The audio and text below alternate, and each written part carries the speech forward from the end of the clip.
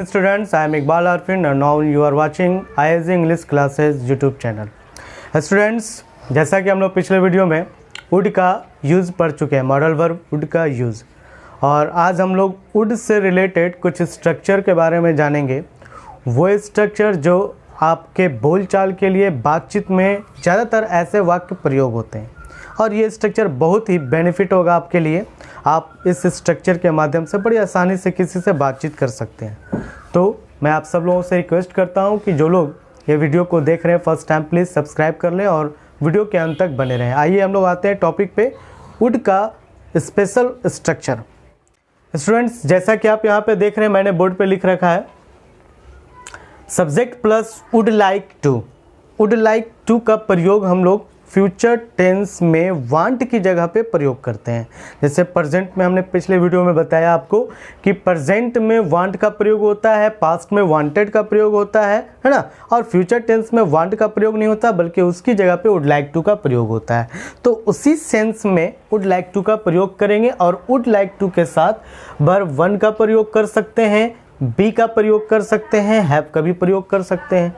जब यहाँ पे इन तीनों में से कोई एक भी प्रयोग कर सकते हैं। वर्ब वन का प्रयोग करेंगे तो एक्शन, कोई काम करने का बोध होगा, है ना। जैसे मैं बोलना चाहूँगा, मैं तुमसे मिलना चाहूँगा, तो इन दोनों वाक्यों में काम करने का बोध हो रहा है। दूसरी तरह से बी जब लगेगा वुड लाइक टू के बाद, तो बी से अर्थ होता है किसी चीज़ के होने या बनने का, है ना। तुम डॉक्टर बनना चाहोगे, है ना, वे लोग ईमानदार बनना चाहेंगे, वह इंजीनियर बनना चाहेगा। तो इस तरह से सेंटेंसेस में बी का प्रयोग होता है। हैव का प्रयोग होता है स्टूडेंट, जैसे किसी चीज़ के पास रखने के सेंस में हो, है ना, या फिर हैव के और भी मीनिंग होते हैं, लेना, खाना, उस सेंस में भी। जैसे हम लोग आमतौर पे किसी से पूछते हैं कि आप चाय लेना चाहेंगे, है ना, तो इस तरह से सेंटेंस में भी वुड हैव का प्रयोग, वुड लाइक टू हैव का प्रयोग कर सकते हैं। मैंने एक 3 एग्जाम्पल यहाँ पे दिया है, आप देख सकते हैं, फर्स्ट, सेकंड, थर्ड। फर्स्ट है जो वर्ब वन का प्रयोग subject plus would like to plus verb one plus object के स्ट्रक्चर पर है। He would like to sing a song, तो इसका अर्थ हो गया कि वह गाना गाना चाहेगा, है ना। दूसरा है subject plus would like to plus be plus object. यहाँ पे देखिए दूसरा example, you would like to be a doctor, तुम एक डॉक्टर बनना चाहोगे, है ना। तीसरा है subject plus would like to plus have plus object, they would like to have something, वे लोग कुछ लेना चाहेंगे।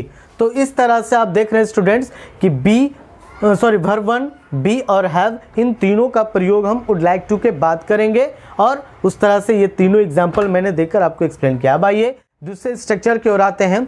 दूसरा स्ट्रक्चर ये है कि would you like me to, ये रखना है, और उसके बाद वर्ब वन का प्रयोग, फिर उसके बाद ऑब्जेक्ट। तो इस स्ट्रक्चर पे सेंटेंस किस तरह का प्रयोग होगा, आप एग्जाम्पल देख रहे हैं। मैं पहले एग्जाम्पल बता दूं, उसके बाद इसका हिंदी अनुवाद करते हुए, ट्रांसलेट करते हुए आपको बताता हूँ। Would you like me to come, जी हाँ, would you like me to come, इसका अर्थ ये हो गया कि क्या आप चाहेंगे, क्या आप मुझे चाहेंगे कि मैं आऊँ, है ना। इस तरह से सेंटेंस में वुड यू लाइक मी, है ना, क्या आप मुझे चाहेंगे कि आऊँ, इस तरह से सेंटेंस में होगा। Would Ramesh like me to talk, अब यहाँ क्या कह रहा है कि क्या रमेश चाहेगा मुझे, क्या रमेश मुझे चाहेगा कि बात करूँ, है ना।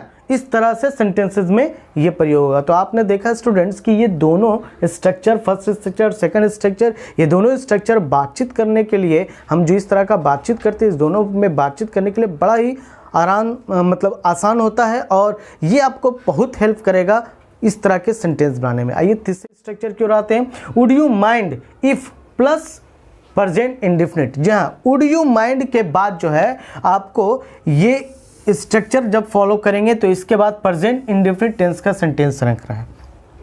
और आपने कंडीशनल सेंटेंस पढ़ा होगा, तो उसमें आपको पता ही होगा कि इफ़ के बाद प्रेजेंट इंडेफिनिट टेंस का प्रयोग होता है। तो यहाँ पे उसी तरह से फॉलो किया गया। Would you mind if I help him, है ना, क्या आपको बुरा लगेगा, क्या आपको बुरा लगेगा यदि मैं उसकी मदद करूं, है ना, यदि मैं उसकी मदद करता हूं, यदि मैं उसकी मदद करना चाहूं, यानी जो भी आप हिंदी वाक्य में अर्थ लगाएं, बस स्ट्रक्चर ये फॉलो होगा। सेकंड है would Sanjay mind if you come here. अब यहाँ पे क्या कर रहा है कि क्या संजय को बुरा लगेगा यदि तुम यहाँ आओ, है ना। क्या संजय को बुरा लगेगा कि यदि तुम यहाँ आओ? तो इस तरह से सेंटेंसेस में हम वुड का प्रयोग करते हैं। अब आइए, would you mind plus verb four plus object, तो इस स्ट्रक्चर का फॉलो कहाँ करेंगे? तो इस स्ट्रक्चर का फॉलो भी इसी तरह से सेंटेंसेस के अर्थ में होता है, लेकिन यहाँ पे इफ वाला क्लाउज नहीं होगा। तो यहाँ आप देखिए, वुड यू माइंड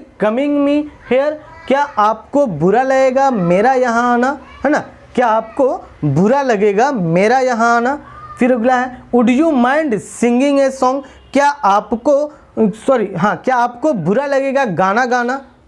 मतलब गाना गाने के अर्थ में बताया है कि क्या आपको बुरा लगेगा गाना गाना। चलिए उसके बाद आइए, लास्ट स्ट्रक्चर है student, would it B okay, है ना?